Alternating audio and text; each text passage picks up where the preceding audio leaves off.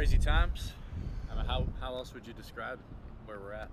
Well, definitely different times, different than anything we've probably gone through in our lifetime. I'm older than everybody out here right now, so I would say different than anything we've ever gone through in our lifetime. And certainly we've had some setbacks and some struggles, but we've always had sports to help us get through those pains, and to help us get through those issues and to keep uniting us. And of course we don't have any sports right now. So it's important that everybody listens to all the information that's coming out and abide by that information, and practicing social distance to make sure that we as a group can get a hold of this thing and beat it. And I know we will beat it, but we have to make sure we're listening to the people that have the information on how to beat it. What sort of things are you doing to pass the time?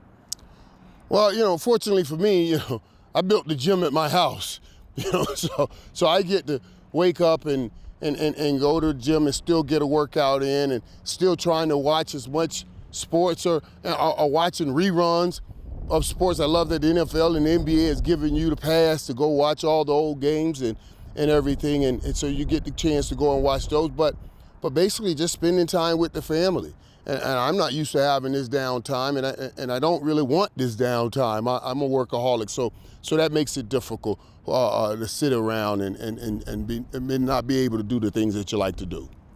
It was a busy week for the Cowboys, though. Yes, it was. And it almost felt like a normal week for a couple days there, just with all the different moves that they did and players they've lost. Just kind of want to get your sense on kind of how the week progressed. So they put the franchise tag on Dak. What do you think of that move, and do you think there's at least hope that maybe a deal does get done in terms of long-term extensions? Well, first of all, there are a couple of things I want to speak to. First of all, I'm glad that the NFL did move on with the start of the season, free agency, because it gave us something to look forward to, something to talk about. But they did implement some guidelines for that to make sure that we don't put anybody in danger. So that was smart. I was happy about that. I can tell you also some of the narrative that I get on a national level talking about the Dak Prescott deal and is Jerry doing Dak wrong? I mean, it really is. It's just business. It's business. There's no doubt that Dak is our quarterback and Dak deserves a long-term contract. And I'm hopeful that he will be getting that long-term contract real soon. But I love the fact that they kept Amari Cooper, because whatever you're about to give Dak, and that thing could be anywhere from $150 to $200 million, you got to make sure you have him some weapons to get the ball to. So they probably paid a little bit more than they wanted to for Amari Cooper, but knowing that they are going to have to pay a lot more than they wanted to for Dak Prescott, that was smart on that end. So I think they did a pretty good job there.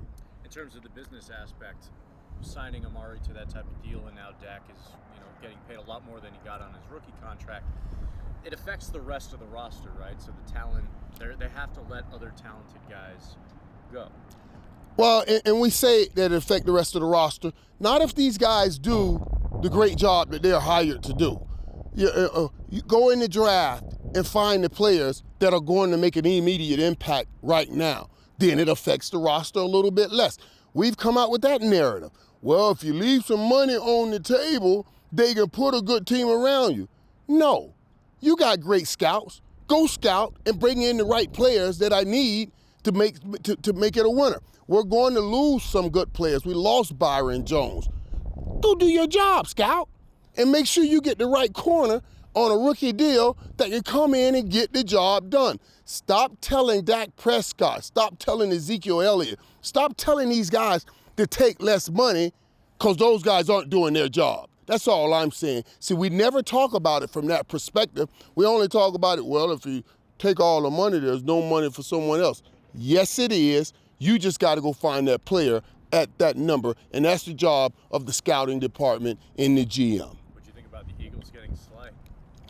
Well, I think Slade's a good player. Now, I'd much rather have Byron Jones. I'd much rather have Byron Jones, to be honest with you. And that's not any, it's not anything that the Cowboys could have had. But I tell you what's interesting there when you talk about the matchup between Slade and Amari Cooper. I'm looking forward to seeing that challenge twice a year, every year.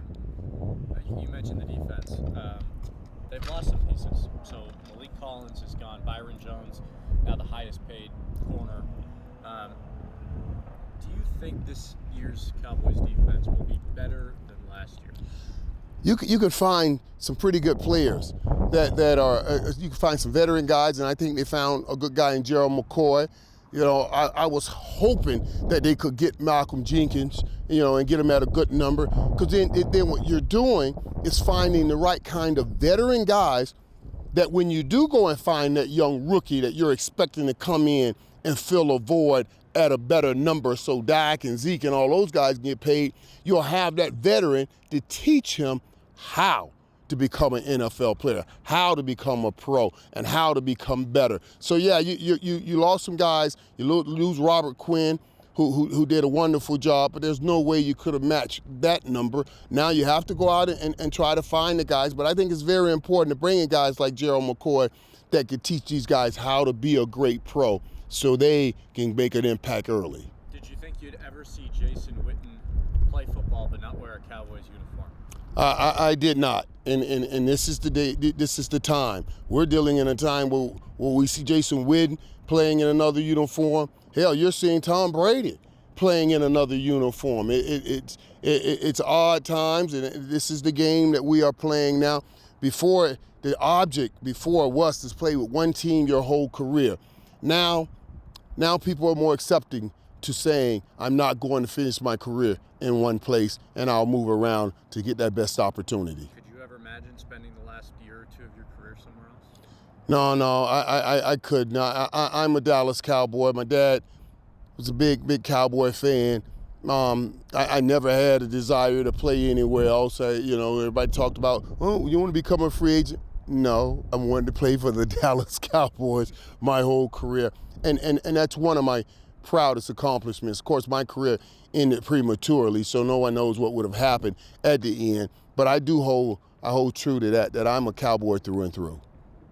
I want to get your thoughts on Nuke Hopkins and that whole kind of saga over a 2-day stretch. So you go on ESPN, right? And you tell the folks at home watching your discussion with him, and then he kind of walks it back the next day a little bit in terms of a tweet, and he's got respect for Bill O'Brien. Right. What's your takeaway on that? Well, we've heard for the last, 4 or 5 years that there was an issue between Tom Brady and Bill Belichick. And every day, what do they keep saying? No, it's not. No, it's not. There's no issue. Tom left for $25 million. I think New England would have given Tom $25 million.